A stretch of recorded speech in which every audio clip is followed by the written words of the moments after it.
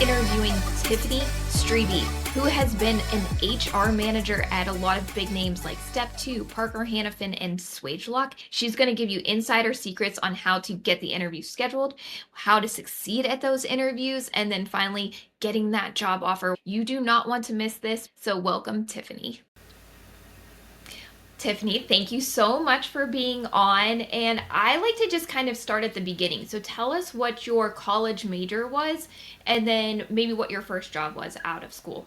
So I went to school and decided to go for a business degree. And the reason that I did that was because I felt that business was very versatile and everything at its core is a business. So I felt that I would have a lot of opportunities in taking a business degree. So I have a bachelor's of science in business administration, and I did a concentration in marketing management because marketing always interested me.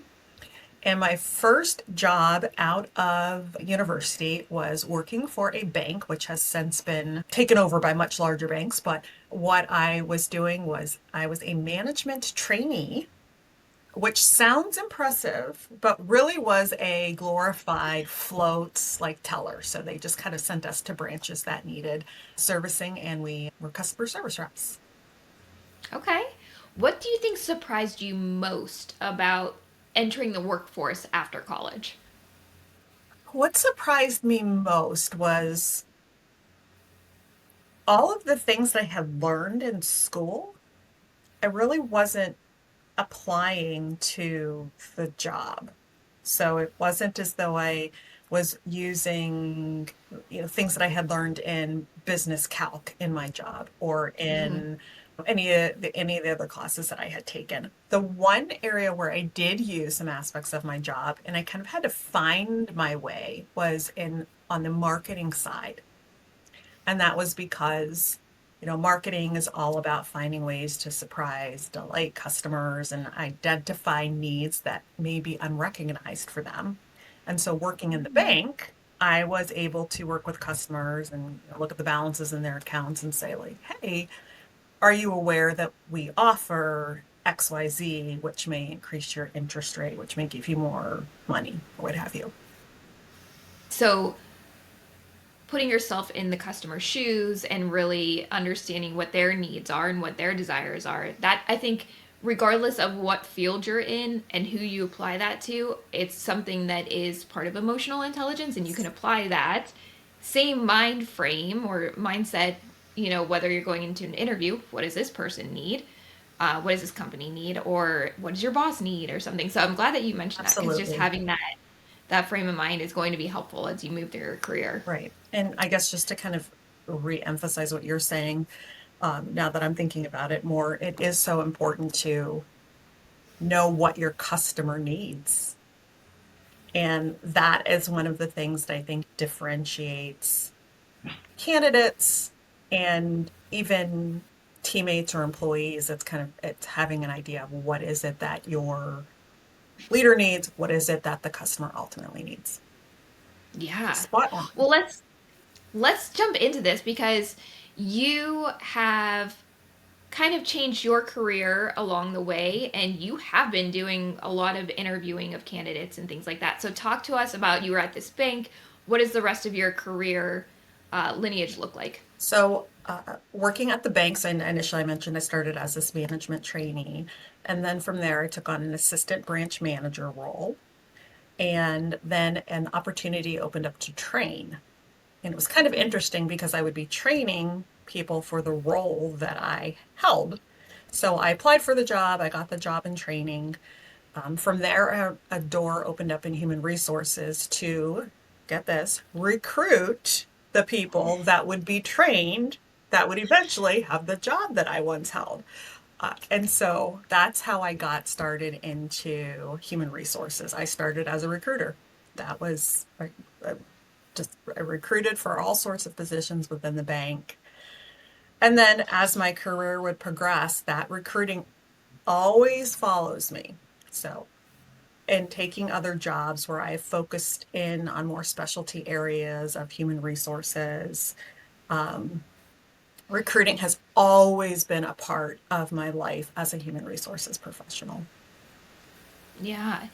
And you've been in HR at some big name companies. Maybe people don't recognize them because they're more like on the B2B or business to business side. But tell us some of the companies that you've worked for. So I have worked for Things Remembered, which was sadly, it's no longer in business, but it was the personalized gift retailer. So also known as that place that you go to in the mall to get things engraved. So I worked for them, which was a great experience. I was responsible for all of the employee relations for all of their stores. There were a lot of stores. And just a quick sidebar, like in that way, employee relations meant that anytime a leader was needing some coaching on how to manage an associate, maybe they weren't hitting their sales goals, as an example, or maybe there were performance issues. I would work with the leader on how to address those things. And similarly, if an associate was having problems in the workplace, they could also call me, and we would have a talk and have a chat through. I also worked for Step Two, which Mm-hmm. is a children's, well, not necessarily just children's, but it's a manufacturing company that produces children's toys. It's very cool. So I went from personalized gifts to watching children's toys get made. And then I That's took a cool. little pivot. And I mean, it was a big pivot because I went from children's toys into hosing and tubing with Parker Hannifin, and then into a similar type of industry with a company called Swagelock. Yes. Yes. So I think I had a mailbox made by Step Two. Yes. So it's, yeah. Yeah. So I mean, some Sturdy. big brands. Yes. It's Hmm. probably where maybe you've moved, but I guarantee you that mailbox is still standing wherever. Yeah, no, absolutely. So some big names, and you are at this point recruiting, interviewing. Tell us what you're doing in these roles. So, a lot of focus on employee relations. And as my career progressed, the types of employee relations issues changed. So, it's probably easiest to speak about maybe my most recent roles.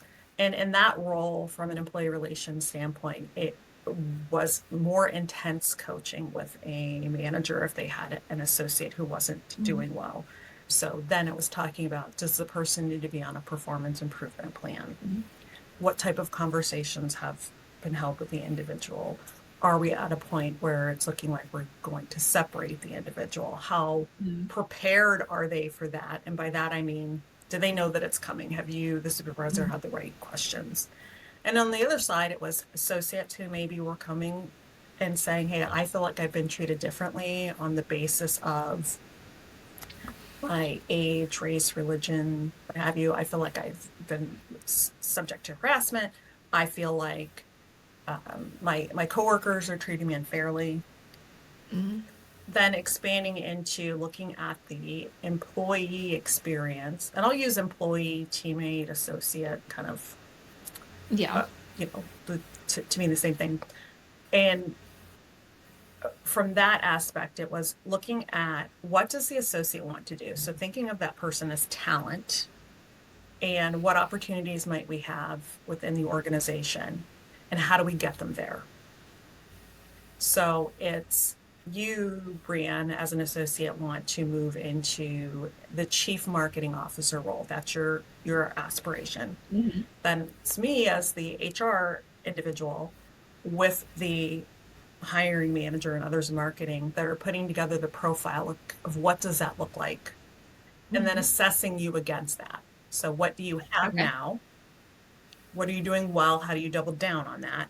And then what are some of the things that we need to give you opportunities so that you can continue to grow and develop? And when you think Got it. about that in terms of talent, so your performance review would, be a large Mhm. conversation.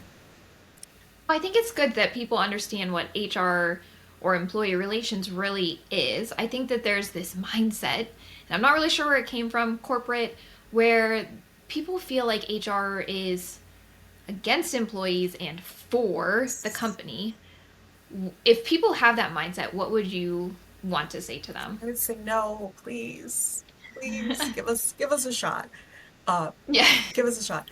There, that is such an HR stigma, and it pains me because in any role, you're going to have people that are very, very good at their job, and you're going to have people that just aren't great at their job and aren't suited for their job. And HR isn't an exception to that rule. Mhm. So sometimes I think what happened is somebody came across somebody in their past that wasn't great, wasn't well suited for the role of HR, and then they just made this blanket statement of, well, all HR Mhm. must be like that. Would say to it's okay to know who your HR person is. It's okay to know them by name. It's okay to say hello to us. It's okay to stop by. It's okay if you have a need and if you just want to like talk through, you're not sure how to have a conversation and you just want to like role play or practice with someone. One of the most helpful things is kind of understanding like who your HR business partner is and how you can work with that individual so Mhm. that you can continue to develop and you can continue to grow your career. So, Yeah. So they are on your side. yes. And it's a balance because really it's the I guess it's bringing balance to the force, right? Yeah. Yeah. I always tell individuals and teams that I've worked with, we are the neutral party. Good. Okay. Okay. There are going to be rules, policies. Our job is to make sure that those things are adhered to. Sometimes that is not Mhm. in the favor of the associate, and the associate gets upset. Mhm. But, and it's, they feel like, well, you're just quoting the policy. Well, to an extent, yes. But let me tell you more. Let me tell you why this policy is in place. And let me Yeah. tell you specifically what actions you took that violated this policy. And then let's Mhm. talk about the fact that, hey, we never need to have this conversation again if this doesn't happen again. Right. Right. A Okay. lot of times, HR, depending on the company, HR is the individual who's delivering that message. Mhm. Um, Really, it should not be HR delivering that message. It should be the leader delivering that Yeah. message. I agree. Yes. Yeah. So my role would be coaching the leader on, okay, now this is how you have Mhm. this conversation with this person. Yes. That makes a lot of sense. So, and I guess we're going to work backwards here because I do want to get to interviewing and things like that. But if somebody is already in a role and we're on a positive type of flow here right now with their career, so we're not talking necessarily about, they're in trouble or having the hard conversations, but more so they are working with their team lead and with HR to build that career path that we were talking about. What is maybe one or two things that the associate can do to truly prep for those types of conversations? The first thing I think I'll say is that all development, the associate owns that. You own your own career. You own where you want your career to go. Your manager or HR, it's not their responsibility to figure that out for you. So you kind of have to Mm, know what your own path is. Now you can certainly reach out and say, okay, I'm not sure, what are the options? right. But you own driving that particular conversation. Hmm. So largely it's having an idea of what you want to do and then talking to your manager about maybe where some of the gaps are. Yeah. My recommendation is that we can be a very deficit-based type of society, a very deficit-based type of individuals, and we're looking at things that we don't have. Well, I Mm, don't know how to do this, I don't know how to do that, I don't know how to do the other. Yes, and you also do know how to do a lot of other things. So let's double down on what you're doing well. So have that conversation mhm. about what are the things that I'm doing well in this role? How can I do more of it? And then in addition, what are some skill sets that I need to continue to develop? And how can I develop those? What types of experiences could I take on that maybe help round me out? I have been leading teams or leading a company for several years now, and I often feel like people are waiting to be told what their next step is. and they are likely already in a role that suits them, that they're doing a good job in. But I like what you're saying is you kind of have to take control of that as the employee. You have to say out loud, I want to get to this type of role or this type of position, and then somebody can help you do that. But if you aren't coming to the table with a thought on where you want to go next, it's very difficult for the company or HR or your leader to help you get there. So I appreciate that, just because I think it gives us, or it gives the employee the kind of permission, right, to say it out loud what they want. And it is perfectly fine to schedule a one-on-one with your manager and just say, want to talk about my development. Here are Mm-hmm. some ideas that I have.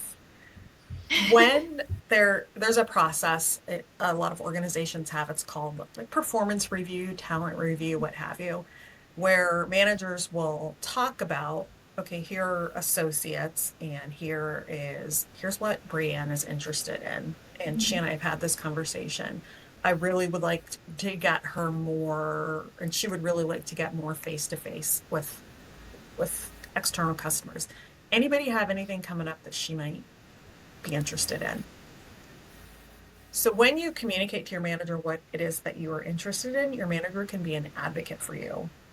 I've Mm-hmm. also been in meetings where a manager has suggested something for an individual, and my question as HR is, or as another leader is, are they interested in that? Or what does she want to do? And the manager will be like, well, I mean, I don't know. Should I I didn't have that conversation.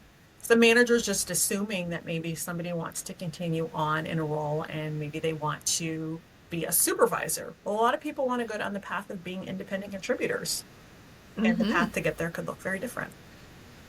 Yeah, I agree. I think, at my company, we made the mistake of putting people who are good at their jobs in a management role when maybe that wasn't the right Mhm. step for them. So we learned that the hard way. Mhm. But yes, that's very important to understand. Like, you know, the people management side has completely different skill sets. You may not even be paid more. I don't know, depending on the company. Like, you have to want to do that, Yes. and it is different skills that you have to bring to the table. So it's an important conversation, I think, to have with your manager is, yes, I want to do people management, or no, I don't want to do people management and want to keep getting better at my job. So don't be afraid to have that conversation with your team lead. And there is no wrong answer there. There's Right, right. absolutely nothing wrong with somebody that says, I like being an independent contributor. I like being in the role Hmm. that I'm in. I would like to continue to learn and grow within this role. So what opportunities are there? What's the career path look like for an independent contributor? Right, Um, absolutely. so just wanting to be in the role that you're in or continuing to grow, I'd say kind of this way, is perfectly a fine and Hmm. acceptable thing to do. And organizations need individuals that want to be Yes, subject matter experts. absolutely. Okay, so a lot of the people listening may be in college right now or in the process of getting their first job. So, my question for you, as somebody who has recruited and done this side of it, how important do you think GPAs are? How important are extracurriculars? What are you looking for when you are recruiting like somebody for an entry level role? I am looking for kind of what have they done that maybe in some kind of way relates to the job that they're applying for. Hmm. So I'm looking at that. I am looking at what they did in school. So, maybe they were a member of club, maybe they did some volunteer work, maybe they worked every summer full time. I want to see that story. So I want to be able to look at that resume and tell, hey, if this person worked their way through college with two jobs and went to school full time, that story should be reflected. I want to see that. It tells me something about the individual. If the individual did not work or work maybe on campus and led different clubs and activities, I want to see that story as well. For me, GPA and not everybody would agree with this because there are some people that are like, they want to see the high GPA. I kind of fall into the camp of C's get degrees. Okay. So I'm not saying that, I want to see somebody that has, I don't even know what a C GPA would be. And, I'd like to see like a GPA in the threes.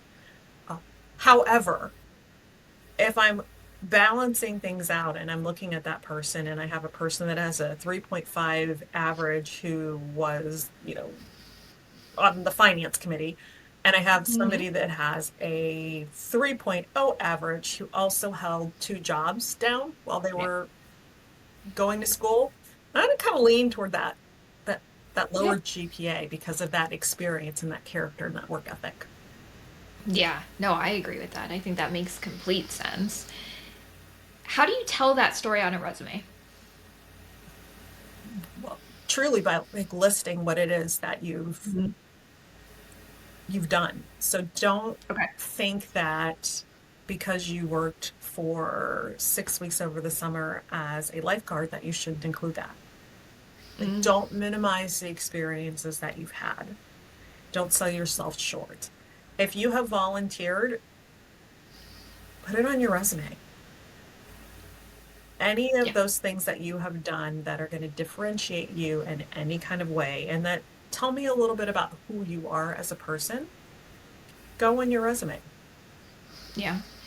I like to talk about preparing your stories for interviews instead of just reading off your resume or trying to memorize answers. What you should do, in my opinion, is to write down your stories and see how they are going to apply to the questions that are going to be asked.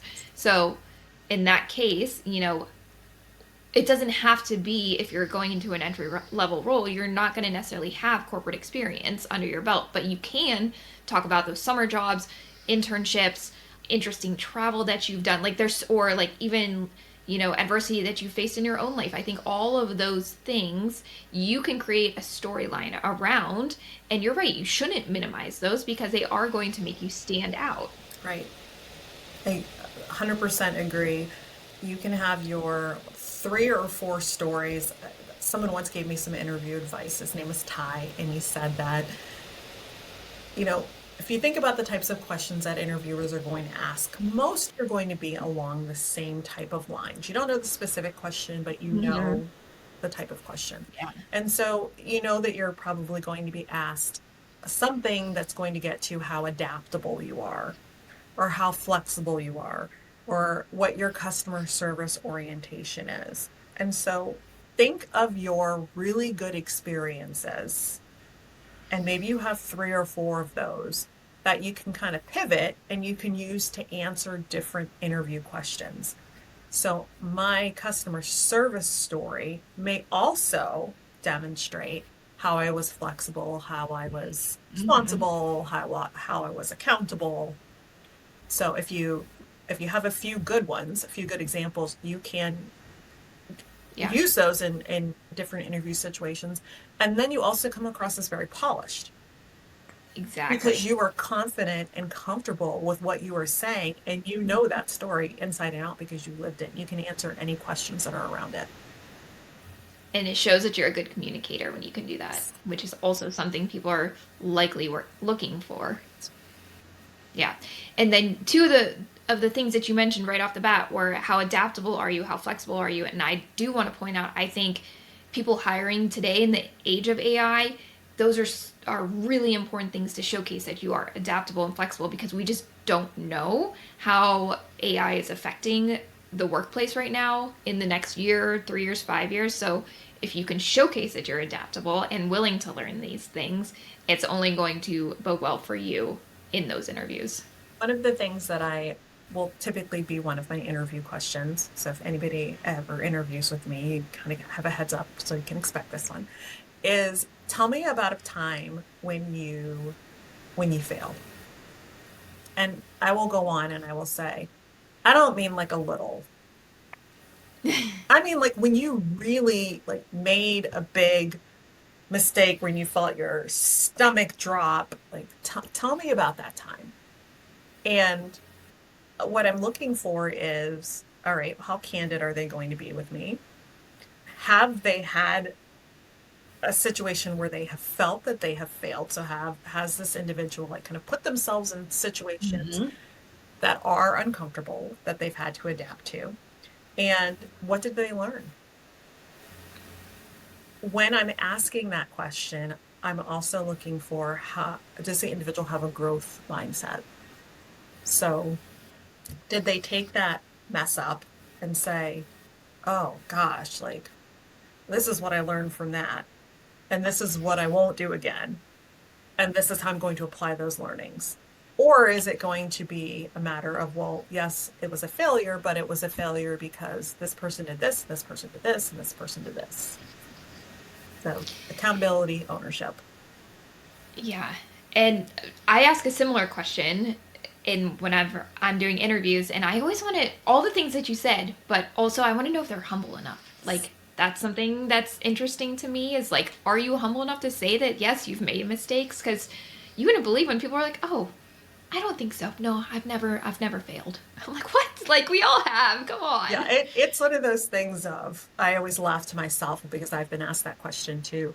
And it's like, oh gosh, like which one do I tell them? Because it happens. I don't want them to think that I fail all the time, but it's happened it's happened a few Yes. times. Like which failure do I talk Right. about here? Right. Yes. Big one, No. little one.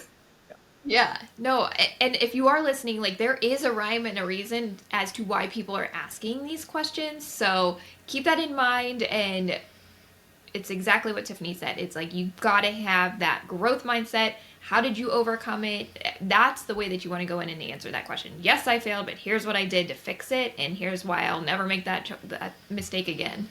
The other thing that I would share is when you are in an interview, go into the interview with your mindset of you've done these things, or you have the ability to do these things. You are having a conversation about something that you have already done. It is a conversation. Take the word interview out of your head. It goes both ways. It will often seem and often is very one sided. You will be in situations where the company just asks you questions after question after question after question, and they say, oh, we have about 3 minutes left. What kind of questions did you have? Okay. Not not fair on the company side, but that is something that will happen. When you are preparing for your interviews, there's a model that you can follow that may be helpful. And it's called different things, but I think of it as situation, action, outcome. So you get asked the question by the interviewer, and it is okay to take a minute to pause and think about it. And when you're answering, you're going to answer and you're going to talk about what the situation was, what the action you took was, and what the outcome. Situation, action, outcome. And that will help you stay on track when you are interviewing. And it will also help you come across as like a very polished interviewee. Yes. I love that little framework because it's so easy when you're nervous to ramble. And I see a lot of candidates do that. And it's like you did have a really good answer in the first, 30 seconds, 60 seconds, but now here we are 5 minutes later and you've kind of lost it. So keeping that framework in mind, answer that, the situation, the action, the outcome, and then stop talking. Right. And even picture it in your mind as a triangle if you want, or as a Mhm. circle or something, whatever type of learner you are. And it really helps you stay on track. And then you can ask the interviewer, have I answered your question? Would you like any more detail about that? If you're feeling that, maybe you've left out a couple of things. Right, right. Okay.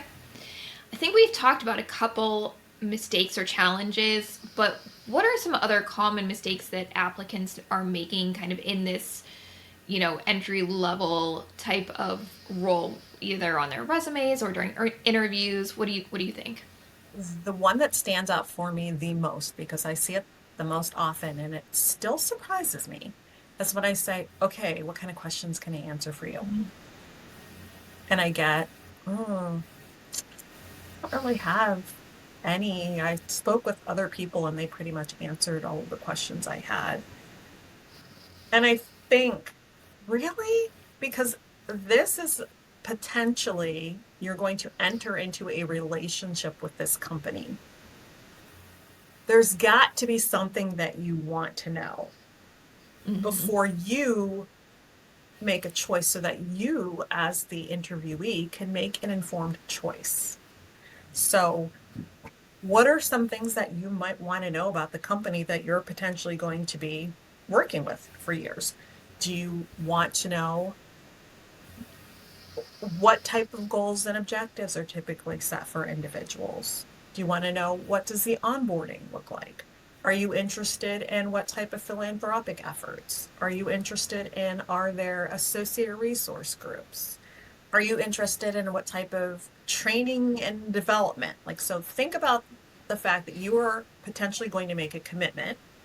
And what do you want to know before you sign that offer letter? It always blows my mind when they don't have any questions. Mhm. It's like, really? Like, you want to go work somewhere and you don't have any questions? And I think one that you can also fall back on is just like, how are you going to measure success in this role? Yes. Because then it gives you something to work on day one Yes. versus going in blind. Right. Okay. Right. So, opposite, what do you think helps applicants stand out to you? Like, what are some things that you're like, oh, I must talk to them? For me, it is an individual that comes in to the room and kind of sits down and is just curious. Mm. I want to see somebody that's done a little bit of work on the company and is for at least familiar with the organization. But I also recognize that individuals are looking at various companies and sometimes things get a little bit muddied together. You know, you're looking at two companies that produce a very similar product, but at least have like a general idea. Yeah. But like kind of get curious during the interview and those that ask questions and that try to engage as much as possible so that it kind of shifts from the dynamic of I interviewer, you interviewee to let's just have a like a conversation because it's important for me as the interviewer, as the hiring manager, that you are comfortable with me. I want you to be completely comfortable. That's something I'm going to tell you when we first sit down together. Mm-hmm. And I want you to be able to share your story. I want you to be able to share your experiences. I don't want you to feel confined in this little box. So ask questions of me. Ask what my team thinks of me. Oh, Ask what type of nice. leader I am.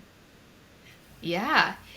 One of the little phrases I say over and over again is that curiosity beats credentials, especially in kind of an entry level role where, you just don't have the credentials that, you will have later in life. So use that curiosity about the person, about the company, about yourself, about everything that you can be learning, be a lifelong learner. So I'm super glad that you said that, and it's true because I see it over and over again. Ask questions. People are more than happy to explain to you, you know, this is how I got to this decision. So Yeah. maybe you're in a situation one day and a decision is made and you hear other people kind of grumbling about, well, the company or corporate's making this decision and like, you know, they don't understand and people are getting very negative. You have the opportunity to flip that around and ask your boss, like, so Mhm. do you know, like, this is an interesting decision. Like, can you tell me a little bit more behind, like, what were some of the factors that went into making it? And you're not going to Yeah. come across as being difficult or petulant. You're going to come across as being somebody who is just this is curious, open-minded individual Mhm. who wants to understand the other side of the story before they form an Yeah. opinion. Yeah. So I think being curious is it talks a lot about somebody's personality. So how important do you think that culture fit is when you are hiring? It's always such a tough question for me because I kind of, in some, it's the whole idea of fit that Mhm. it makes me like, ugh, wince a little bit. Because I think that, like, that fit kind of implies certain things. So for me, it's when I'm looking at fit, I'm thinking about what the organization's values are. Hmm. I am not thinking about you, what you look like, what your gender identity is, what your age is, any of those things. And I think a lot of time fit is misconstrued as that because sometimes that is what happens. I'm looking at, okay, values. So as I'm asking my interview questions, you can bet that there's a component of the organization's values that's somehow weaved in there. And Hmm. through your answers, I'm able to kind of assess, oh, this person seems very focused on teamwork and very focused on always demonstrating respect for the individual. And those are key for our organization. That's what I'm looking for when I'm thinking of fits. Yeah, I would agree with that. I don't think it has, young, old, but it doesn't matter. Mhm. It's how you approach things. What is your outlook on things, and does it align with what we're looking for? But sadly, I've seen where individuals are turned down for jobs and they're told, well, you just weren't a fit. And Mm, there's a lot of different ways that you can take that. What does that yeah. mean? And it's perfectly fine if you are the individual who has been turned down for a job and you're told, well, you just weren't a fit. To just say like, can you kind of tell me like a little bit more about like in what ways? Like what Yeah. were you're thinking? Did you need somebody that had more experience in XYZ? What was it? So that you're not Mm, taking that fit as something about your character because it very much should not be, and it could be about your experience. right. Right. Yeah. How do you suggest that people ask for feedback if they aren't getting the role? Is that something they should do?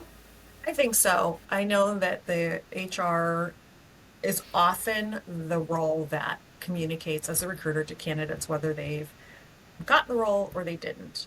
I also know that the industry is notoriously bad for getting back to people and That's ghosting very them, which is you can feel welcome during your interview to ask the interviewer about when could I, expect to hear whether I'm going to move on to next steps or, ask them what next steps are and about when could I expect to hear. So that way you in your mind have a time frame.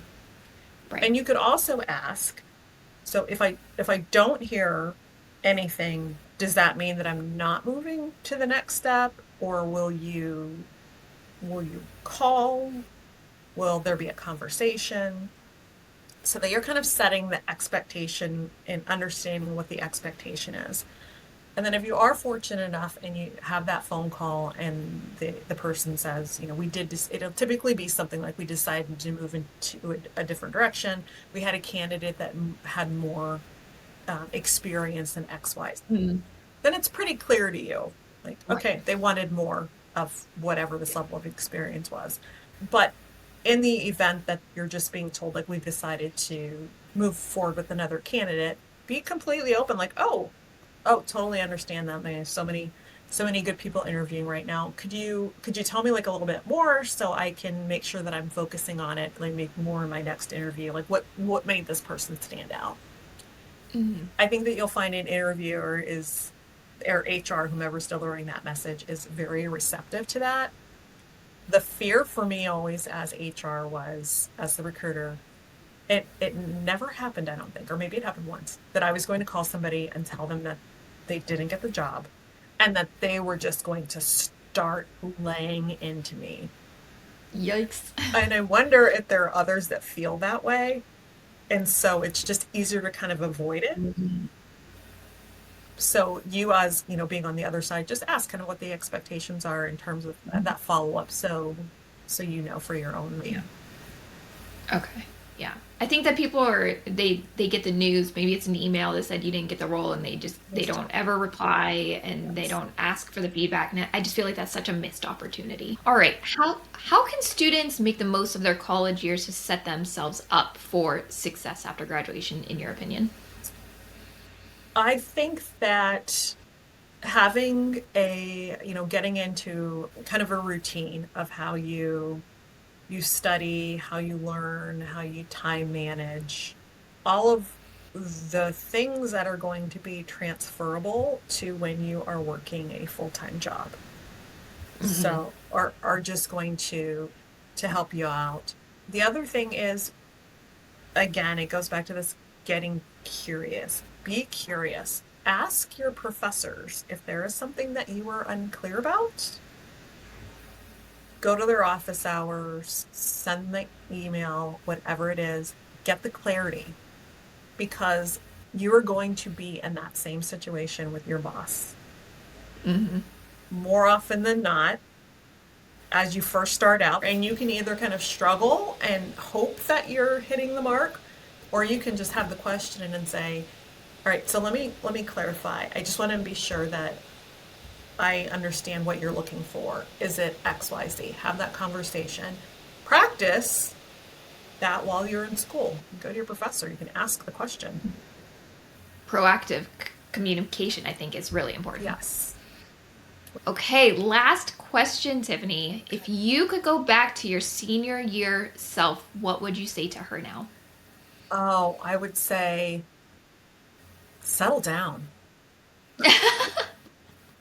It really is going to be, it really is going to be okay. And I would say to find somebody like who can be a mentor to you or who's been in the workplace for a few years.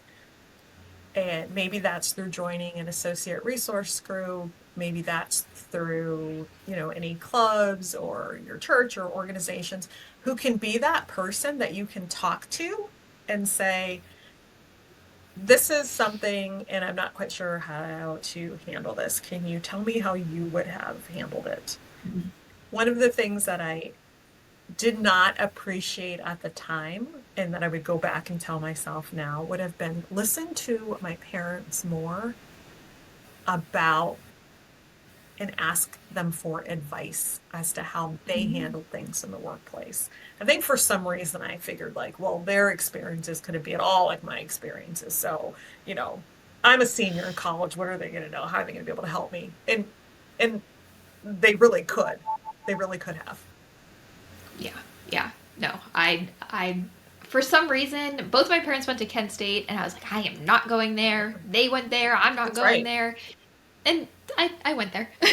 Like, yeah, so I loved it. But yeah, I get what you're saying. It's like you think your parents are your parents. They couldn't possibly relate or know things, but in truth, they can. I was talking to an individual. He was just right out of school and it was he was going to do his 401k. And I remember him saying, yep, I'm going to take this home and I'm going to go over it with my dad because, he gives me he's giving me financial advice. And I thought, oh, like you are so smart. Like, yes, take the package to your dad and sit down with him, have the conversation. And your dad's going to love that because he's going to be able to spout off some wisdom to you and you're going to learn. So put yourself in situations where you can learn. Yeah. Oh, love that. All right. Well, thank you so much. This is like such gold for anybody who is in college, who's looking for a career, who's interviewing. I think that you shared so much perspective from the other side that's going to be so helpful. So thank you, thank you, thank you for Thank doing you. this. I appreciate the opportunity.